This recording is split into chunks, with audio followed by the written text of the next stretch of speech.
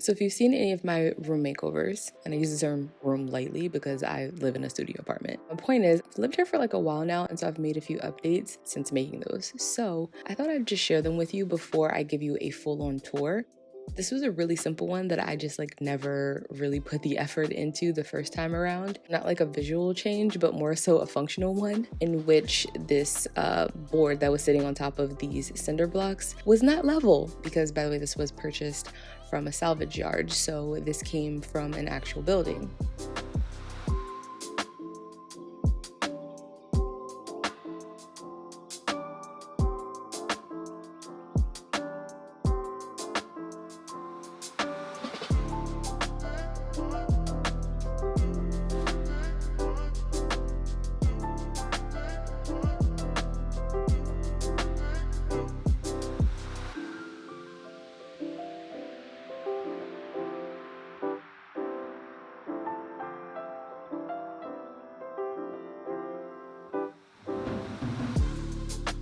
And yeah, I think this does actually look a little bit different from the setup I had in my bedroom makeover, so there's that. Then moving on to my plant area, which is directly in front of my bed. At this point, I was starting to become well aware of the fact that I was accumulating a lot of plants and was looking for solutions that would allow me to make sure everyone was getting enough light. So I decided to make a little mobile for my bird of paradise. All the ones I was finding at like stores were just ugly. So I was like, I'll just make one. Best decision I ever made, because as it should, it doesn't stand out. So basically I just got this circle wood block from a craft store, and then I ordered these 360 feet on Amazon. Of course, I'll link them down below. And by the way, everything that I'm using will also be in the description box, as well as a link to shop any of the products that you just like see randomly in my home, in case you're curious. And by the way, I am like really jumping around. So I think this started off in chronological order, but at this time, this was my solution to like not overcrowding my space, being able to have my plant elsewhere, but then like move it closer towards the window when I needed to. My bathroom makeover, you might remember the like cascading pothos wall. Well, essentially I had to take it down because I watered them so infrequently that not the shelf, but the plant itself just kept toppling over when they would dry out. They were so lightweight, like they were made of plastic. The soil being dry obviously wasn't heavy enough to keep the plant stationary because since it's a hanging vine, the weight is gonna pull. And what you didn't know is I actually had broken up one larger plant to make all of those smaller plants. So I just decided to make the executive decision to marry the plant back together and put it into one large pot. However, I didn't have one large enough. And since it's a vining plant, I didn't know where to put it that would really accommodate it. So I didn't decide to make a plant stand. I wanted to purchase one, but I lied to you not. Almost this exact model was literally $130. And at one point I thought I was gonna buy it. Then I had to check myself like, excuse me, what? Easily recreated it for maybe 15, 20 bucks. Sorry, feature area in here. Nope, that's a lie, because sawing those legs off of that tomato cage was not fun, no ma'am. But yeah, that took about a good 30 minutes of my life I couldn't get back, but was it well worth it? Yeah, because I saved at least 110 bucks. That is all. Carry on.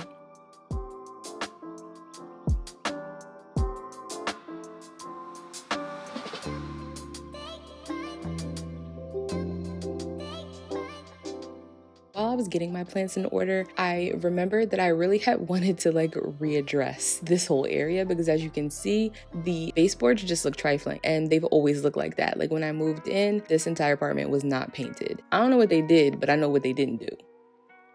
I also propagated my monstera because it was getting really tall and was literally the same height as the grow light. First step is to clean.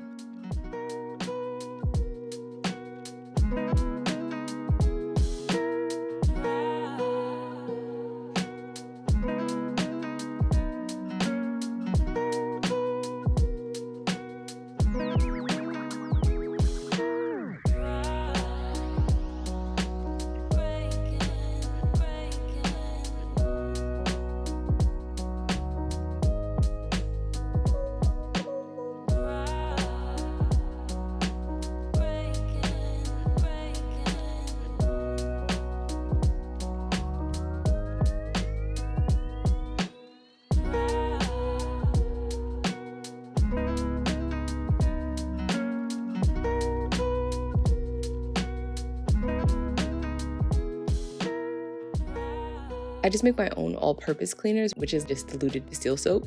I also use vinegar, which you guys know I like to infuse. That's what I'm doing here, is just cleaning everything with soap. And then I'm actually following up with diluted vinegar to get rid of any residue or scum, just like you would like in your shower. I even busted out a bristle brush to like really scrub and get into all the nooks and crannies, because as you can see, the baseboards are not smooth. This building is definitely older, so it's got character, but it also has issues.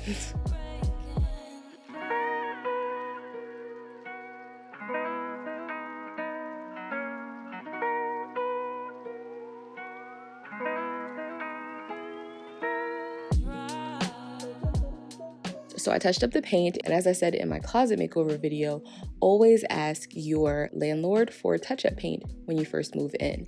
So I've had this same little container for over a year, and whenever I find the time to do a little project, everything matches and doesn't cost me a thing.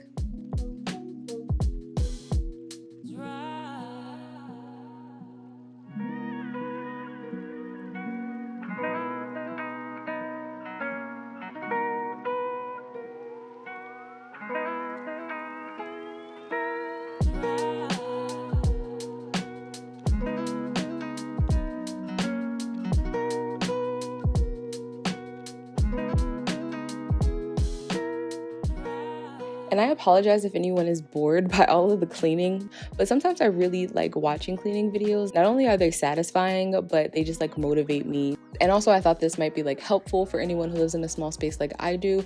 My cleaning, sweeping, mopping system is all one unit. I love this one. It's from Muji, and I even have more attachments than this for it. So great functionality. And of course, I'll link it down below.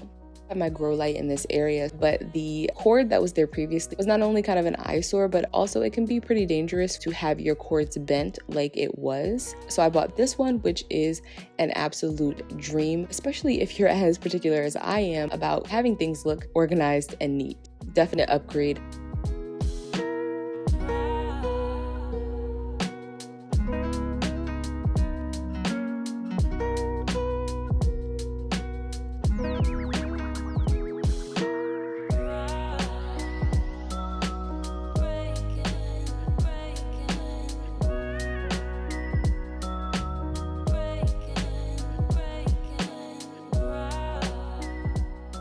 I even put some 3M stickers on the cord to make it just sit a little bit nicer.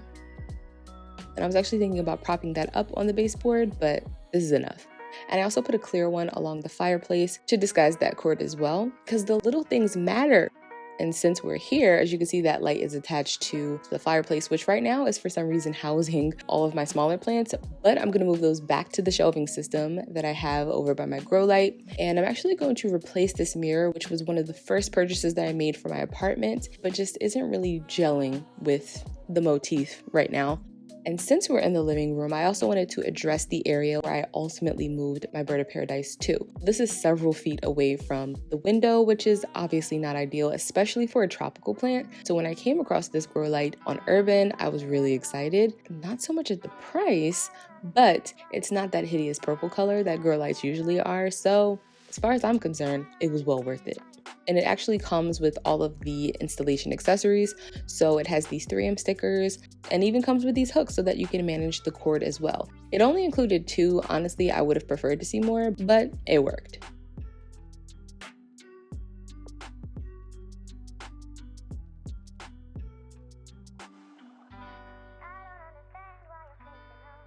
Again, I used some additional 3M stickers to keep the switch stationary. But because of the positioning of my outlet, I did have some excess cord. And we already know how I feel about this, right? But I didn't have any like Velcro or organizers that were white and could blend into this area, because it's all about the blend. You want to camouflage. I just took a clear elastic. Looks so much better. Cord is managed. And when you're like standing up, you could barely even tell it's there. And be it that we're like right by the kitchen, how about we talk about what I did there too? In the kitchen makeover, I did quickly address that I thought about covering this breaker box and just literally never did it. So I finally found something that I wanted to put there, which was this little tapestry. And the color scheme even matches the spices sitting on my refrigerator. You guys might remember in my recent food scraps video, I talked about using your food waste as natural dyes. So these are actually some excess dried materials that I didn't put into that jar. However, I found that the cold process just wasn't giving me what it said it was supposed to have gave. Probably because my apartment is like A, really cold, and B, the problem is that I was also expecting a color that I didn't really get. Do you see how much orange is coming through? This is actually an indicator of the final product. So while avocados normally give you a pink hue, the color can actually vary based off of a few factors. But I'm going to talk about the color that we get in the end a little bit later. So again, for those of you who saw that video, you know that I stumbled upon this tutorial on Skillshare on how to do this. So thank you to Skillshare for partnering with me for today's video, because listen, I am so glad that I found this, and I'm actually really looking forward to doing more experimenting with it. And in case you didn't catch it, that class was Natural Dyeing, Transform Cloth Using Food Dyes with the Dogwood Dyer by Liz Spencer. So everything that I'm doing in this video, I've learned from that class. And that is what I love about Skillshare as a platform. It is designed for you to learn, meaning the instructors have taken the time to develop a lesson plan that is more structured. And keep in mind, while I'm sharing that I did, there's a lot of information at the original source that I am not relaying. So if you guys are interested in becoming a member and want to take this class, feel free to use my link in the description box, and the first 1,000 of you will get a free trial. So take advantage of that, because listen, ain't nothing like trying something for free before you invest your money. I know you're gonna like it though. So after that, it's only like $10 a month. Like I said in the beginning, I had a lot of orange tones in my skins, which means that I actually got more of a peach color than I did a pink. And I'm pretty confident that the reason for this was because I started off with very old scraps. So I've literally had these for months. Therefore, I'm going to be testing it with fresher ingredients. But I'd be lying if I said I was disappointed with this, because I still think this is really pretty.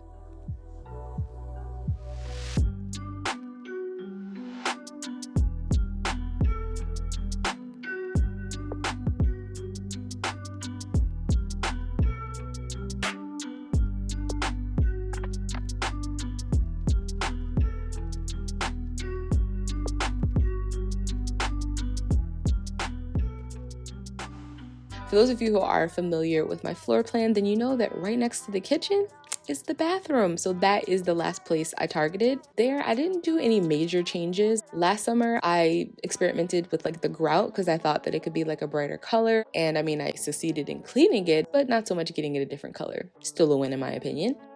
You remember the space, I did kind of have a blank wall where the toilet is, and me leaving it that way was actually intentional, because when you have a small space, you really need to consider the negative space. That is the areas that you don't fill with anything, because they become very important to either closing in that space or making it look larger. But more recently, I thought, why not at least see what something there would look like? So I took one of the art pieces that was originally hanging in my bedroom. However, hopefully you guys have noticed how much I actually appreciate color. So the fact that there is absolutely none in my bathroom did bother me a little bit, so I decided to upcycle that by just painting over it. My application was trash. I still like the change in hue, and the fact that it's not perfect just is what it is. And if I want to fix it later, I'm sure I can. It reminds me to take that self-care time that I need, so hanging it in the bathroom where I do a lot of those practices is perfect.